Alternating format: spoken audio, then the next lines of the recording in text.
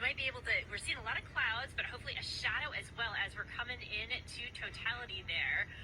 And so, yeah, so these WB-57s are carrying three different instruments or three different experiments, two to look at the sun and one to look at our atmosphere, because our atmosphere actually responds to the eclipse. And we're trying to figure out how that ionosphere, that layer of the atmosphere, actually responds to it. And you said it does look like there's already a shadow over land. You know, we also have a shot, and we'd like to pull that up now, a shot of the coast and the fact that it's already going on over. And you know what's really cool about all of this is we do have eyes all over this thing because we are collecting so much data. Yeah, definitely. I mean, we have the stuff here. We also have rockets on the other side of the country being launched to, again, study that. Oh, look at that. That's the diamond ring. That's right. We're not there, but I feel the energy just watching it.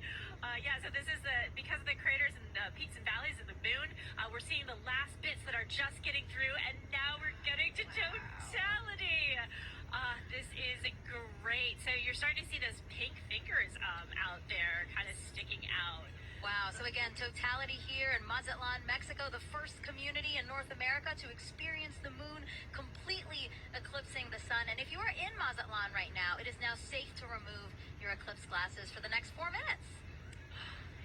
And you mentioned some of those pink filaments that we're seeing, right? Can you talk us a little bit through that, Kelly? Yeah, so those pink filaments, because they're helium rich, that's why they're appearing pink and they're hanging out there. Those could be the start of space weather. So there are tons of material, billions of tons of material that could possibly be one of those explosions for space weather. The reasons why we really study the sun and try to understand how to live with the sun.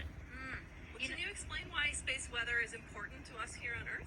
Definitely. So it's not just satellites that are interested in space weather. It's also our power grids because of those energetic particles coming from those big explosions that could happen in the sun. That could damage our power grids. It could also do things like interfere with GPS signals. And I know we all use our phones to navigate everywhere. So if we didn't have that, that would be a big problem. So we're looking to understand it better so we can all mitigate all those things. Some of the movement we're seeing here is just our telescope operator adjusting because, again, they needed to make some changes for before totality. Now they're viewing it a different way, and then after totality, we might see some shakes there as well. But I really just cannot believe how crisp it is.